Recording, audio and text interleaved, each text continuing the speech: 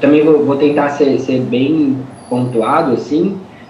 Venho falar um pouco, agradeço o espaço, acho que é muito importante, e também é importante, como o Alexandre pontuou, talvez a separação por cidades, acho que são muitos assuntos, muitas pessoas, então, mas agradeço o espaço, acho essencial esse espaço de troca, e construção coletiva, e construção colaborativa.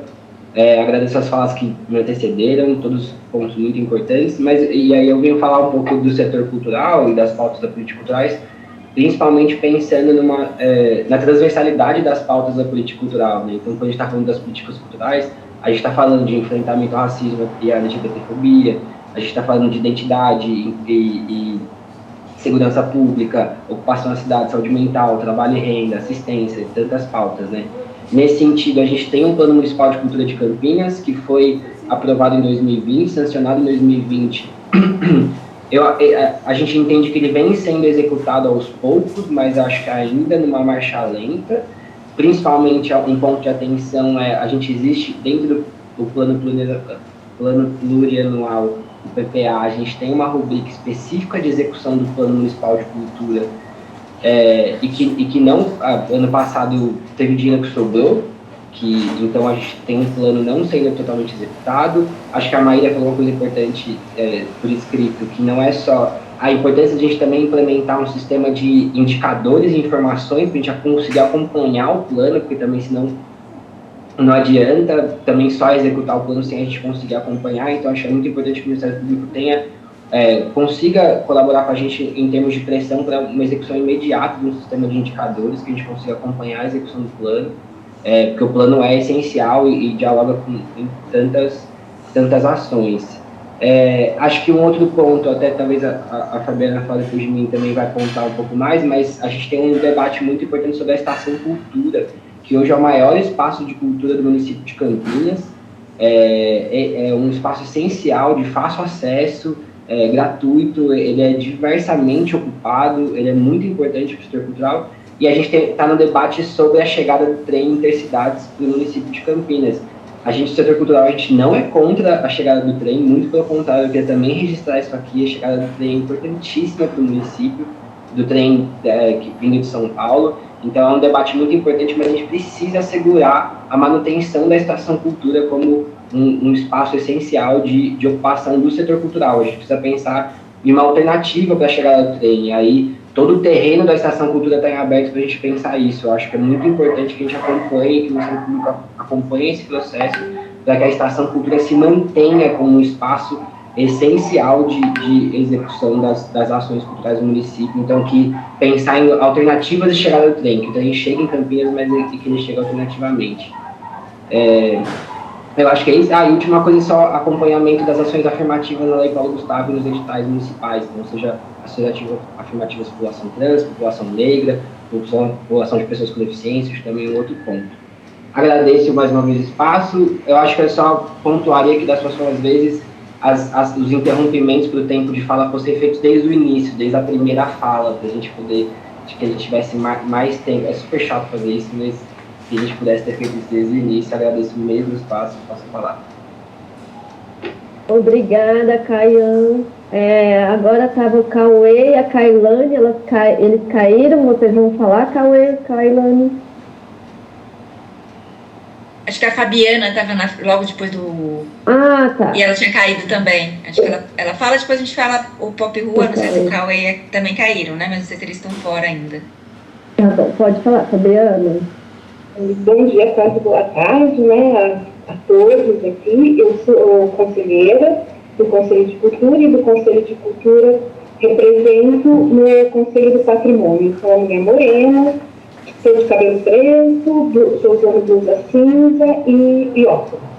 O Caian trouxe uma questão da estação, mas a estação faz parte de um processo ainda maior que está acontecendo no centro de Campinas, e isso também espalha aí pelos arredores, e isso dá um efeito cascata, que é a questão do patrimônio, né? Então a gente está passando por processos que eles dizem que não é, mas é um processo de destombamento, de revogação de medidas que já foram votadas, e isso em favor da especulação imobiliária, de interesses econômicos altíssimos, assim. A estação ali, né, e muito disso, no centro existe um processo em curso de gentrificação ali no centro, são problemas assim, gravíssimos. E aí existe um debate que teria que ser um conselho que seria essa porta, só que ele não atua, né? É um conselho que metade do conselho é do governo, a outra metade, a metade da metade são entidades ligadas ao governo, e aí a gente tem no mínimo ali menos de um quarto que é a representação que tem mais independente, digamos assim. E aí também tem eles têm interesses, por exemplo, conselheiros vitalícios desde 87, então não é um processo democrático. Tem conselheiros que não são vitalícios, mas eles continuam lá desde 1987. Não existe participação popular de forma alguma no conselho.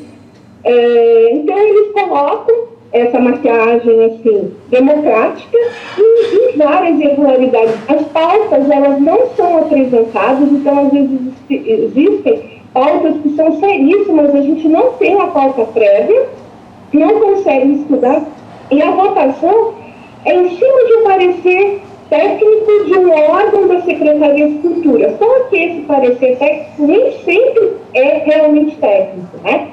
Então, a gente tem, agora colocaram alguns expertos, mas nem expertos haviam para dar esse parecer técnico. São pareceres feitos por assessores colocados lá pelo governo, né? Então, a gente tem, assim, uma total, né? Inclusive, existem conselheiros que representam a iniciativa privada e votam dentro da falta de interesse desse grupo que ele representa dentro da iniciativa privada, né? E tem também, para não me estender muito, eu vou descrever isso no formulário, mas era importantíssimo que o Ministério Público ficasse atento ao Conselho e a esse processo de desfundamento, a esse processo porque assim, a verticalização em áreas que não é para ser verticalizada está assim, gravíssima a situação que a gente está enfrentando ali, tá? Era isso, eu agradeço. Bom, passar a palavra aqui ao último inscrito, né, Pop Rua, e depois a gente encerra se o Cauê não conseguir entrar. Assim, gravar a fala dela, eu gravo. Oi, boa tarde, tudo bem?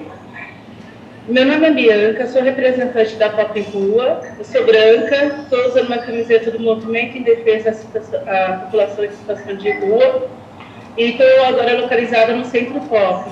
Eu gostaria de falar sobre 3 pautas e principalmente uma denúncia gravíssima em relação a banheiros públicos que não temos aqui na área central de Campinas, nem tanto para a sociedade civil quanto para as pessoas que estão em alta vulnerabilidade, que somos nós, a Pop Rua. Isso, para mim, é inadmissível, porque já até colhi assinaturas, as pessoas vêm reclamando direto sobre isso, sobre esses banheiros que não tem. E, no momento, está fechado, já há mais de 6 meses, não tem banheiro. Então, tipo assim, a Pop Rua, quanto as pessoas que frequentam o centro de Campinas, são obrigadas em lojas, são obrigadas em estabelecimentos como lanchonete e nada. Entendeu? Eles nem gostam de emprestar, imagina para nós. A segunda pauta é em relação sobre moradia, que a gente que está assim, em situação de alta vulnerabilidade, a gente tem que realmente ter um olhar muito clínico sobre isso. Como que uma pessoa consegue fazer um tratamento, como uma pessoa consegue se estruturar se ela não tem, no mínimo, uma moradia, uma frente de trabalho, uma saúde que cuide dela. E a terceira pauta é em relação a absorventes. Por que tem standards para camisinhas, para preservativos masculinos e para nós mulheres que não temos? Como que a gente pode cuidar sobre isso? São essas 3 pautas que eu tenho para falar com vocês. Obrigada. Muito obrigada pela participação. Queria agradecer a participação de todos aqui nessa escuta. Realmente, são muitas falas, muitas demandas. Às vezes não consegue, a pessoa quer falar, não consegue trazer tudo. Por isso que a gente pede para preencher o formulário, colocar no chat. Agora a gente vai encerrar, mas assim, quem baixou o formulário, mande. Realmente é bem importante que a gente ouça a sociedade, depois pautas específicas. Eu entendo, como a Alexandre disse, tem que ter audiências com temáticas específicas, dentro de assuntos específicos, para que a população seja ouvida em temáticas específicas também. Queria agradecer de novo a presença de todos. Eu não sei quem mais, doutor Malaquias, está presente, a gente encerra por aqui. Se alguém quiser complementar mais alguma coisa... Dani, por favor, fique à vontade. Tá, então eu encerro, agradeço a presença de todos que puderam participar. Só de ouvir a população falar, né, mesmo quem não conseguiu falar, só de ouvir a população falar, a gente se sente um pouco mais próximo da sociedade. Bom, e eu queria agradecer e bom restante de tarde a todos que estiveram presentes aqui. Muito obrigada a todos. Muito obrigado a todos e todas.